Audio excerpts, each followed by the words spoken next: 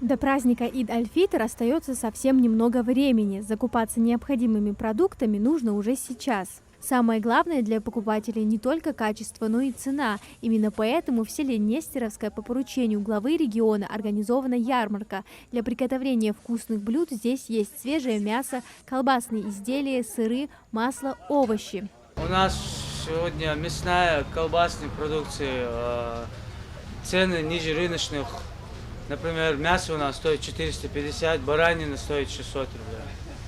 Еще какие-то скидки делаете? Скидки делаем на все виды. У нас есть все копченое, колбасы, курицы. Скидки же уже можно. Помимо борщевого набора здесь можно прикупить сладости, сухофрукты и ингушский мед. Товар дешевле, чем в магазинах на 10%. В палатках с прилавками можно приобрести молочную продукцию. Цены на эти товары ниже рыночных, делятся посетители. Очень удобно, потому что недалеко живем от этого места. Здесь все можно выкупить, и по цене очень удобно. Все, что нужно к празднику, здесь есть.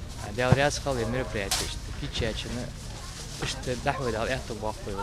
все на месте, свежее все.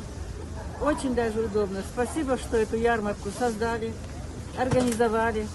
Вся продукция растительного и животного происхождения проходит контроль качества в лабораториях ветеринарно-санитарной экспертизы Государственной ветеринарной службы республики. Поводов для беспокойств нет. Сюда местные производители постарались привезти все самое вкусное и свежее. Результат своего труда представляют фермеры из Ингушетии и соседних регионов. Мы представляем илиевскую продукцию, у нас кондитерская. Очень вкусная продукция, цены самые лучшие, приемлемые, доступные цены у нас. На ярмарках всегда мы участвуем. Это, например, какие цены?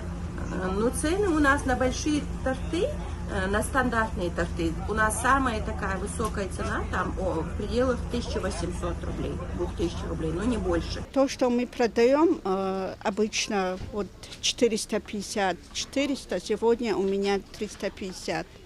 Хорошая такая скидка, да? Да, да. В священный месяц Рамадан, благодаря сельхозярмаркам, инициированным главой региона Махмудом Али Калиматовым, продукты питания стали намного доступнее для местных жителей. Это 4-я по счету продовольственная ярмарка в этом месяце.